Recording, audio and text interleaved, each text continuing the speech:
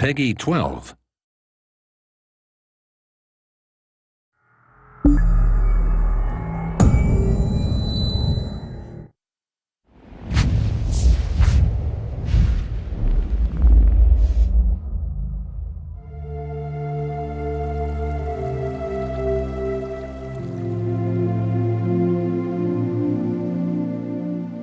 With the Elder Scrolls Online, we're bringing two different groups of players together. We got the Elder Scrolls crowd, which is used to great games like Skyrim and Oblivion and Morrowind and the older games. And then we have the MMO crowd, which is used to all the great MMOs from the last 15 years. We're bringing them all together into one great game, and we're really excited to tell you about it.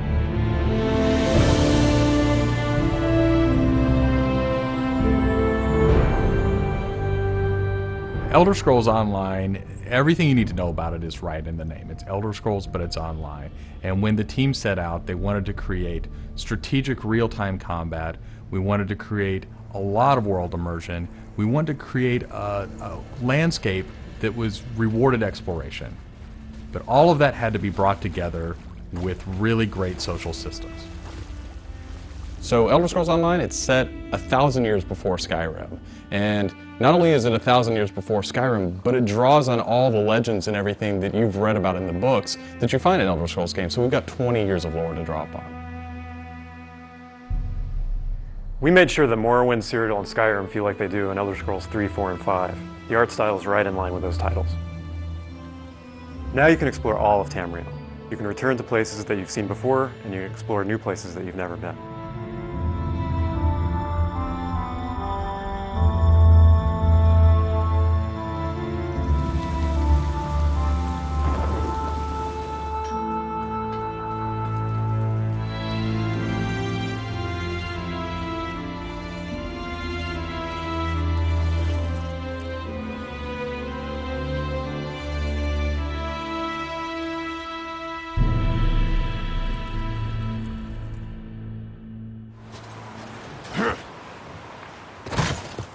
This is an Elder Scrolls combat system.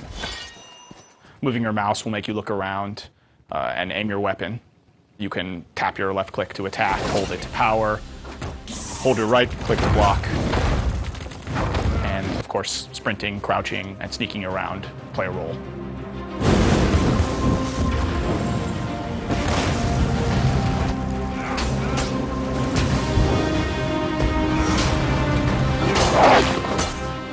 All of our characters are designed so that hundreds of them can be on screen at one time. You're going to have lots of customization options to make your character look unique. You'll find Dwarven armors, Daedric armors, Elven armors, basically all the types of armor styles and customization options that you expect from an Elder Scrolls game and the Elder Scrolls lore.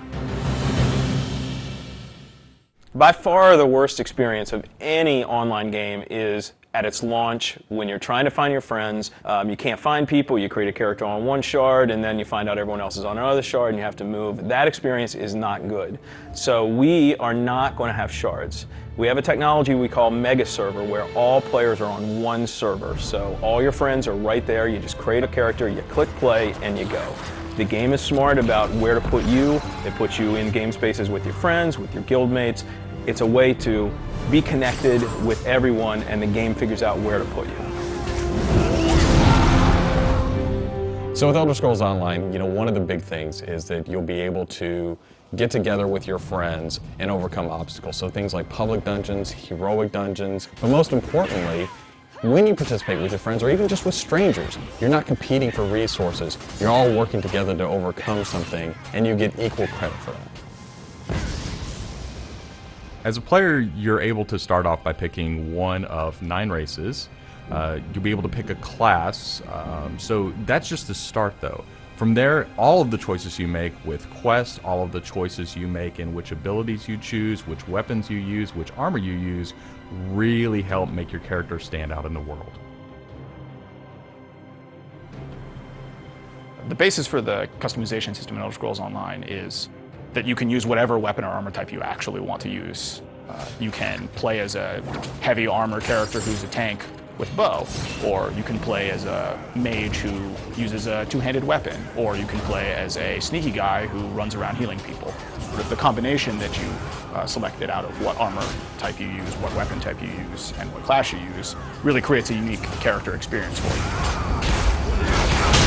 One of the things you're going to be able to do that's going to make you stand out is you have perks. For instance, perks allow you to become a werewolf or a vampire, or maybe even have special pets. But it's not just about that. There are other things like how you increase your stamina, how you increase your magic, or how you increase your health that really take you from your initial class choice, and it makes you stand out because you're saying, these are the things that are important to me. This is the way I want to play. This is the role I want to take in combat.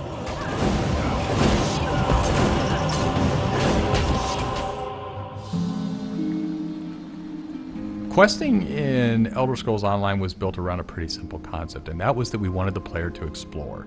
And we wanted, when the player explored, for them to be able to see something around a corner and say, oh, well, I was on this quest, but now I see something over there that's really interesting. And so they had this decision point of, you know, which thing do I do next? And that's really where we want the player to go. It's not what do I do next, it's which one of these things do I do next.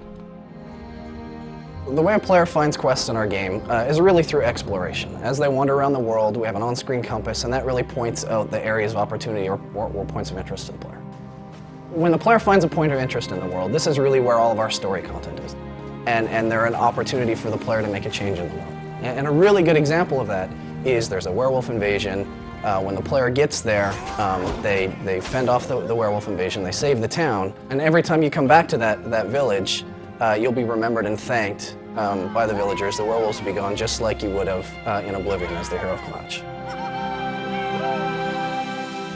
Once you hit level 50, that's really where the game opens up.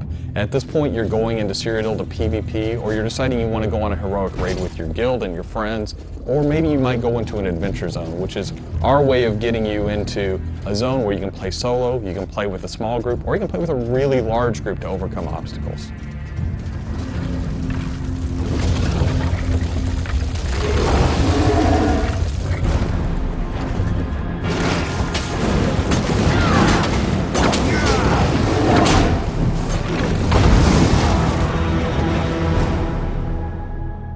PvP in Elder Scrolls Online is focused around taking various structures in Cyrodiil. If you remember Cyrodiil from Oblivion, the space is very large, and that's a perfect setting for having three alliances fight each other. During this timeline, Imperial City is up for grabs, and there's no Emperor, so players are going to be fighting using trebuchets, catapults, all kinds of weaponry to take and hold keeps, structures, and resource fixtures around the keep to actually give the opportunity to crown one of themselves as an Emperor. It's really important to us that, PvP isn't just a veteran game. It's got to be something that people can do from the very beginning, because you want to be comfortable in getting into this. So we make sure that everybody is on equal footing. So even at level 10, you can go into our PvP area and really have a great experience and a good time.